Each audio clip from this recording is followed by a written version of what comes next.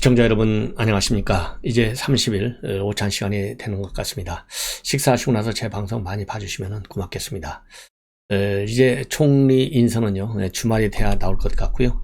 그 다음에 이제 오늘 중요한 것이 우리 윤석열 대통령 당선인이 정순택 대주교와 차담회를 가질 예정입니다. 그리고 차담회를 갖고요 명동 밥집 배식 봉사활동을 해요. 제가 보기에 당선인이요 이 밥집 배식 봉사활동하는 것은 제 기억에는 처음 있는 것 같습니다. 그래서 지난 2월 달에 정 대주교를 만나가지고 선거가 끝나면 명동 밥집을 다시 찾아오겠다 약속을 했기 때문에 약속 지키는 차원에서 오늘도 한다. 최근에 말이죠 남대문 다시 갔고 울진도 다시 갔어요. 그래서 세 번째 약속을 지키는 행보가 된다. 이렇게 김은혜 대변인이 밝혔습니다.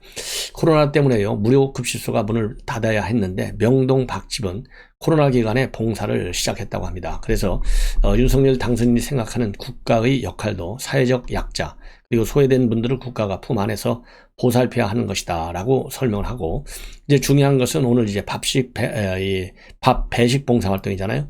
그 배우자인 김건희 여사의 동행 여부에 관해서 오늘은 일단은 이제 혼자 하는 것으로 알고 있다. 그리고 공식 석상의 등장 시점과 관련해서는 5월 10일 취임식을 거론하면서요 아마 그때는 본격적으로 윤석열 정부가 시작하면서 국민께 공식적 인사를 드리는 자리라서 그때 나올 수 있는 가능성도 타진하고 있다고 들었다. 이렇게 밝혔습니다. 그리고요 다음 주에 이제 지역 순회 일정을 갖는데 호남과 TK 어디를 가느냐라는 질문과 관련해서는 전반적으로 가는 것이고, 제주 4.3 희생자 추념식에 맞춰서 제주를 방문할 가능성도 있다. 이렇게 밝혔어요. 왜냐하면 윤석열 당선인이 선거 때 이미 약속을 했기 때문에 그렇게 갈 가능성도 있는데, 만약에 4.3 추념식에 당선인이 직접 참석을 한다면 역대 대통령 당선인 신분으로는 처음 있는 일이고 특히 보수정당의 대통령으로서의 첫 참석이 된다. 이렇게 밝혔습니다. 그리고 최근에요 이준석 대표 이동권 확보와 관련해서 전장연 즉 전국장애인 차별철폐연대 여기하고 이제 설전을 벌이고 있지 않습니까? 이와 관련해서 이 김은혜 대변인은요 윤석열 당선인도 선거 과정에서 저상버스를 포함한 장애인의 이동권을 확보하고 지켜드리겠다 이렇게 공약을 했기 때문에 공약이 잘 이행되도록 노력하는 것이 이 과제이고 의무이고 그 마음에는 변함이 없다 이렇게 밝혔어요. 그래서 이걸 보면 이준석 대표 이제는 장애인 철폐와 관련된 장애인단체의 이러한 주장과 관련해서 더 이상 설전이 나오지 않으리라고 봅니다.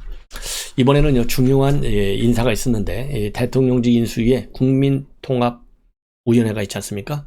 이 국민통합위원회에 정치분과, 경제분과, 사회분과 추가적인 인선이 있었어요.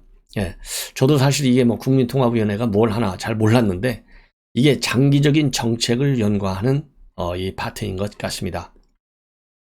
그래서 정치분과위원회 위원장에는요 김태일 전 장한대 총장을 선임했습니다. 그리고 정치분과위원회는 김용태 전 의원, 그리고 이제 노태우 전 대통령의 아들인 노재헌 동아시아문화센터 이사장, 그 다음에 김민전 경희대 교수, 그 다음에 함성득 경희대 정치전문대학 원장을 임명을 했습니다. 자, 그리고요 또 사회문화분과위원회 위원장에는 임현진 전 서울대 사회과학대학장, 그 다음에 분과위원회는요 박수경 듀오정보 대표이사, 배하석 대한재활의학회 전략기획위원장, 김별아 작가가 선임됐습니다. 그리고요 이례적으로 터키 출신인 아이한 카디르 이화여대 국제대학원 교수도 위원으로 합류했습니다. 이 경우는 이제 외국인이라도 이제 중요한 이 국가 이 보직을 하겠다 이런 입장을 밝혔는데 최초의 케이스가 아닌가 하는 생각이 드네요. 그 다음에 이제 경제분과 인선도 발표됐는데 위원장은 서울대 AI연구원 위원인 유병준 서울대 교수, 그리고 위원회는요 최승재 국민의힘 의원, 정은성 전 대통령 비서실 통치사료 비서관, 권순우 한국자역연구원 원장.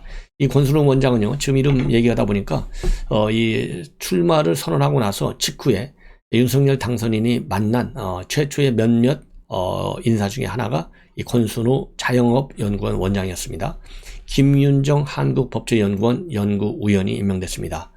자, 그래서 이 국민통합위는 윤석열 당선인의 핵심 어젠다, 이 통합이잖아요. 그래서 통합과 관련된 중장기적 정책을 수립하기 위한 조직이다. 이렇게 되어 있습니다. 그래서 윤석열 당선인도 지난 14일 날 1차 인선을 발표하면서 모든 국정 업무는 궁극적으로 국민 통합을 위한 것이다 라고 얘기를 했고요. 그리고 특히 지금 김한길 위원장이 지금 총리 후보로까지 지금 올라가 있거든요. 자, 그런데 제가 보기에는요, 뭐 김한길 위원장 뭐 당선될 수 있죠. 후보로 낙점될 수도 있는데 이 통합위원회를 총리급 위원회로 만든다, 이 보도가 어제 나왔어요. 이걸 보면 총리는 김한길 위원장보다는 한덕수 총리가 더 유력한 것이 아니겠느냐, 이러한 생각이 일단 듭니다. 왜냐하면 3배수를 압축했는데 그게 이제 김한길, 한덕수, 그 다음에는 이제 박주선 이렇게 되어 있잖아요. 박주선 위원장의 경우는 굉장히 유능한 분으로 되어 있지만 이 똑같은 검찰 옷을 입었거든요. 그래서 이게 굉장히 뭐라고 그럴까요? 이 제한 요인이 되지 않을까, 이런 생각이 들어요. 그리고 김한길 위원장의 경우에는 이 통합위원회 위원장을 총리급으로 한다, 이 얘기는 총리를 안 보내고 이 통합을 맡아달라, 끝까지 이 얘기 아니겠습니까? 그런 측면에서 본다면 이제 한덕수 전 총리가 굉장히 유력한 것이 아니냐, 이렇게 판단이 드는 대목입니다.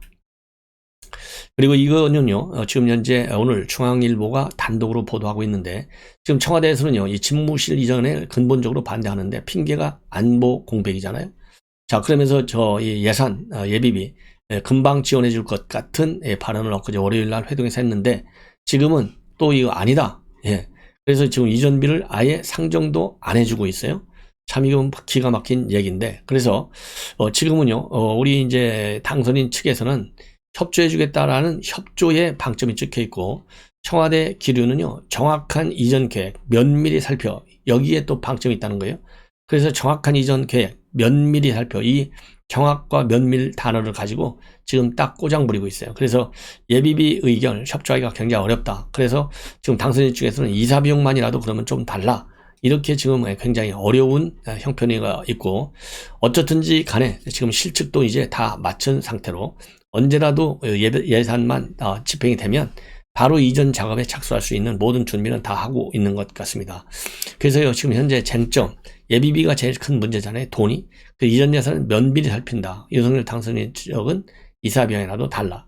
그리고 안보 공백 우려과 관련해서는요, 이전 지역 판단은 차기 정부의 몫이다. 다만 정확한 계획에 따른 검토가 필요하다. 정확한 계획을 주장하고 있어요. 이 얘기가 결국 뭐냐, 안보 공백이 우려가 된다는 얘기죠. 그리고 당선인 측에서는 집무실 옮긴다고 안보 공백이 없다. 지금 인수에도 100여 명의 분들이 있다. 이건 말도 안 된다, 이렇게 반박하고 있고요. 취임식 당일날 용산 집무실을 입주하는 것과 관련해서 청와대 측에서는 새 정부 출범 전 집무실 이전은 무리다. 이제는 이전 일정을 늦춰야 된다. 그리고요, 당선인 측에서는 취임 첫날 용산 집무는 어렵다 하더라도 청와대는 절대 들어가지 않는다. 이렇게 해서 대립이 되고 있어요. 그런데 이 중앙일보에는요, 이렇게까지 청와대가 지금 반대하고 있는데 본인들도 문재인 정권이 들어선 이후에 말이죠, 청와대 국방부로 이전하는 문제를 검토했다고 합니다. 이걸 보면 지금 안보 공백을 이유로 해서 용산 집무실 이전을 반대하는 청와대 이 옹색한 이유, 여러분들 뭐 바로 6월 1일 지방선거 때문에 그렇다, 정치적인 이유로 이 거대 사업을 반대하고 있는 현 여권의 문제점 충분히 아시겠죠?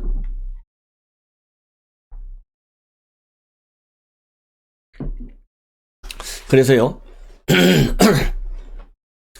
2017년도 말에 청와대와 국방부 일각에서 지금 용산에 있는 국방부하고 합참을 현재 수방사령부가 있는 남태령으로 이동하는 거, 지금 윤석열 정부도 이렇게 지금 생각을 해왔지 않습니까? 특히 이 합참, 지금 현재 합참으로 국방부가 들어가고 이 합참은 남태령으로 가고, 그러니까 비슷해요.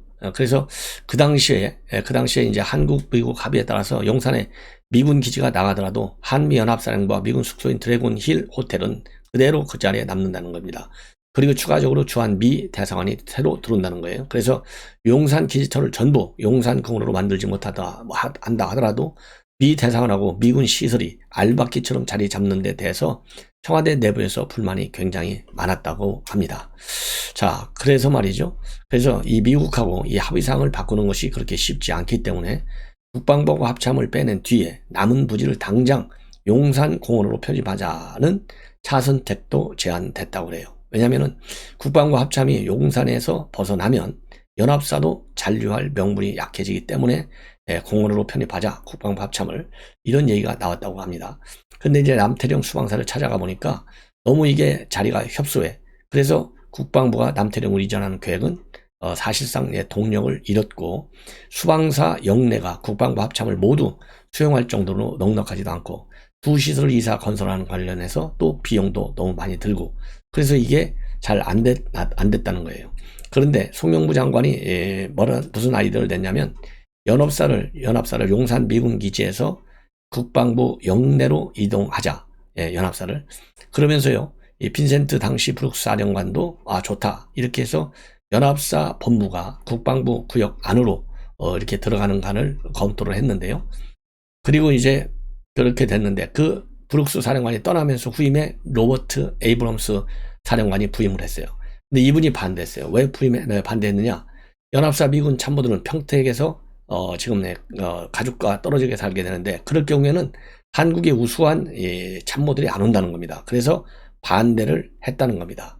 자, 이렇게 하면서 결국은 이제 국방부로 청와대가 이전하는 문제가 무산이 됐다는 얘기예요.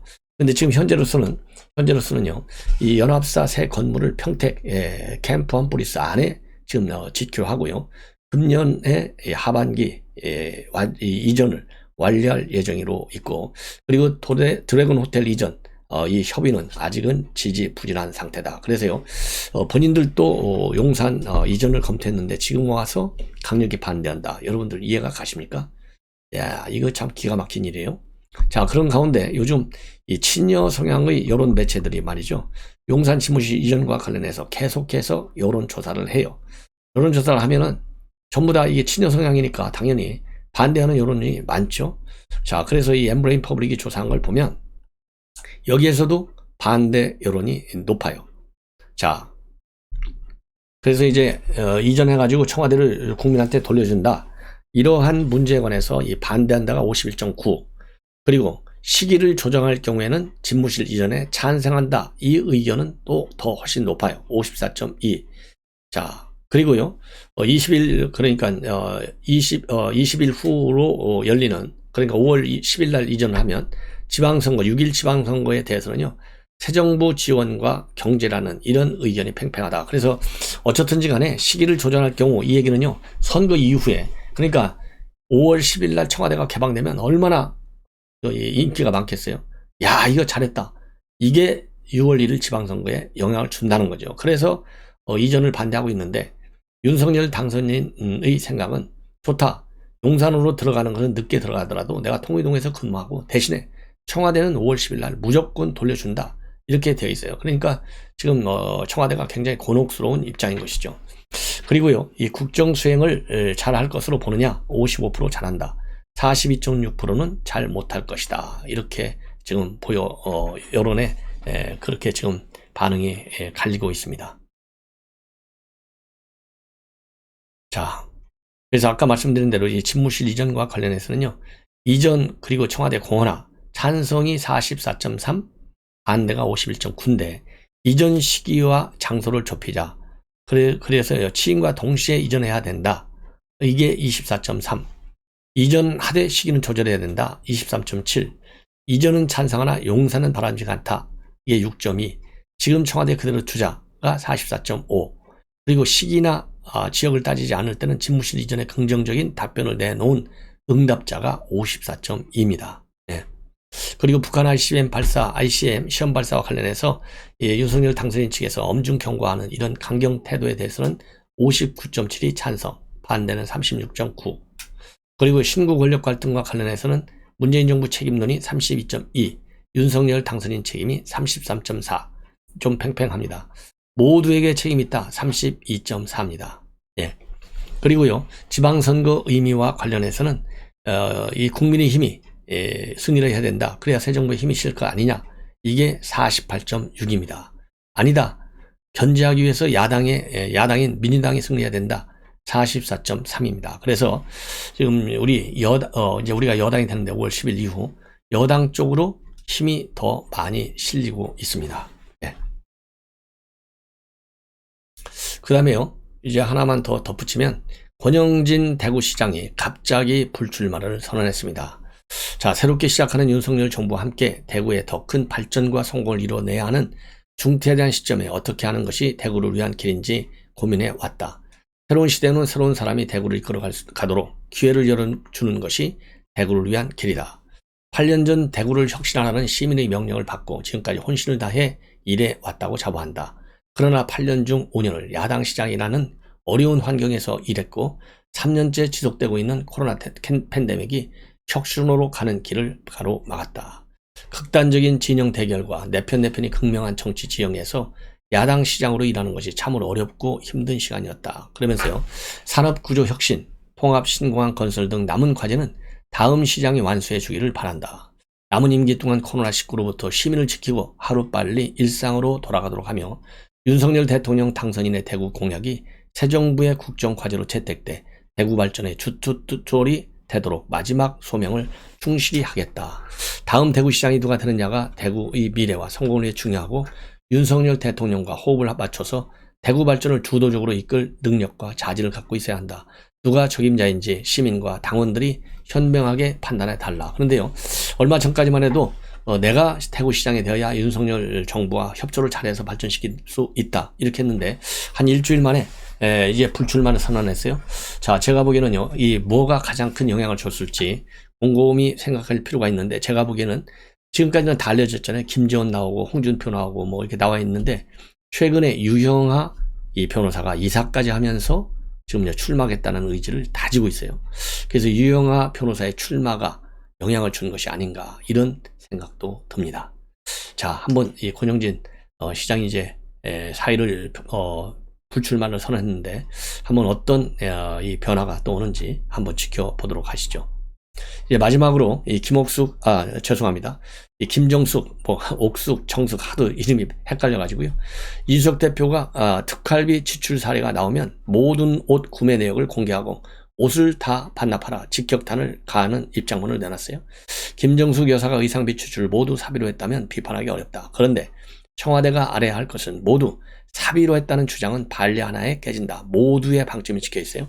그래서 박근혜 정부의 특활비에 민감하게 반응했던 문재인 정부이기에 판례가 나오지 않기를 기대한다. 예.